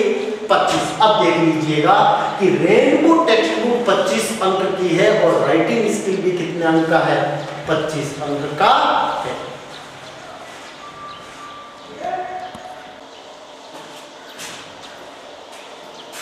रेनबो का पोएट्री और प्रोज सेक्शन समझने के बाद अपन नेक्स्ट क्वेश्चन पे जाते हैं और अपने पास में 2 क्वेश्चन बचे हैं, 21 और क्वेश्चन नंबर 22। ये होंगे अपने कौन सी टेक्स्ट बुक से? जो सप्लीमेंट्री रीडर है पैनोरमा। और दोनों क्वेश्चन यहाँ पे किससे पूछे जाने हैं? पैनोरमा जो स्टोरी बुक है वहां से। अब देखिएगा क्वेश्चन नंबर 21 में क्या होगा? पैनोरमा से 4 नंबर ऑफ क्वेश्चंस पूछे जाएंगे और चारों के चारों यहाँ पर कंपल्सरी क्या करने हैं? अटेम्प्ट करने हैं। प्रत्येक क्वेश्चन कितने अंक का होगा? 2 अंक का होगा। तो ये आपका मैटर कितने अंक हो गया? 8 नंबर का। कितने नंबर का हो गया? 8 नंबर का। और जब प्रत्येक क्वेश्चन 2 नंबर का है तो यहाँ पर आपको ऑब्वियसली पता है कि वर्ड लिमिट यहाँ पर आपकी कितनी होनी है? 30 to 40 words. 30 to 40 words. Clear? अब जो नेक्स्ट क्वेश्चन है वो भी पैनोरमा से है, डेस्क्रिप्टिव टाइप है, ऐसे टाइप क्वेश्चन है। तो यहाँ पर आपको नंबर ऑफ क्वेश्चंस कितने हैं? 2। Number of questions 2। आपको क्या मिल रही है? चॉइस। अटेम्प्ट कितना करना है आपको? Any 1 out of 2। 2 में से एक क्वेश्चन आपको अटेम्प्ट करना है, वो कितने मार्क्स का होगा? 7 नंबर का होगा, 7 अंक का होगा। और इसकी जो वर्ड लिमिट है वो वर्ड लिमिट कितनी होगी? 120 वर्ड्स। क्या होगी? 120 वर्ड्स। क्लियर? अब यहां पे देखिएगा, जरूरी नहीं है कि क्वेश्चन नंबर यही हो। क्यों? क्योंकि यहां पर यदि 4 क्वेश्चन है तो 17 18, 19 और 20 हो गए, इससे आगे काउंट अप होंगे, ठीक है। अगर 3 है तो 17, 18, 19 हुए, 2 है तो 17 और 18, क्लियर। उसके बाद में यहां पर नंबर ऑफ क्वेश्चंस कितने हैं, 4 हैं। अटेम्प्ट कितने करने हैं, एनी 3 आउट ऑफ 4, प्रत्येक 2-2 नंबर का है, ठीक है। तो यहां पर एक अपन को छोड़ना है, ठीक है। इसके बाद में रेनबो के 2 प्रकार के क्वेश्चन आ रहे हैं, यहां पर 4 कंपलसरी आ रहे हैं, 2-2 अंक के, 8 मार्क्स के हो गए। यहां पर 2 आ रहे हैं, वहां पे चॉइस मिल रही है, एक अपन को अटेम्प्ट करना है, कितने अंक का हो गया, 7 अंक का हो गया। और इसके बाद में पनोरमा का जो क्वेश्चन आता है वो 2 क्वेश्चन आते हैं और उनमें से भी अपन को एक चॉइस मिलती है, एक क्वेश्चन अपन को अटेम्प्ट करना होता है, ये भी कितने नंबर का होता है, 7 नंबर का होता है। और जो 7 नंबर का टेक्सचुअल क्वेश्चन है उसकी वर्ड लिमिट कितनी होती है, 120 वर्ड्स होती है। और अंत में ये पनोरमा के 4 क्वेश्चन दिए हुए होते हैं जो प्रत्येक कितने अंक के होते हैं, 2 अंक के होते हैं और कंपल्सरी अटेम्प्टेड होते हैं, अनिवार्य रूप से अटेम्प्ट करने होते हैं। और कितने अंक के हो जाते हैं, 8 अंक के हो जाते हैं। तो मैं मानता हूं, मैं सोचता हूं कि मैंने जो आपको सेक्शन ए, सेक्शन बी और सेक्शन सी तीनों को अलग अलग तरीके से अंक भार के रूप में डिवाइड करके समझाया है। और प्रत्येक क्वेश्चन कितना उसका वर्ड लिमिट होगा, कितना उसका जो है वर्ड्स का आंसर का क्राइटेरिया जो आपको यूज करना है, देना है आंसर, और उसके साथ साथ में आप कहां पर आपको चॉइस मिल रही है और कितने अंक का है, कहां पर आप 4 में से 3 करेंगे, कहां पर आपको चारों के चारों क्वेश्चन अटेम्प्ट करने होंगे, ठीक है। तो इसके बारे में मैंने आपको 80 अंक का जो ये मैटर बताया है, जिस पर आधारित आपका बोर्ड का पेपर आएगा। धन्यवाद।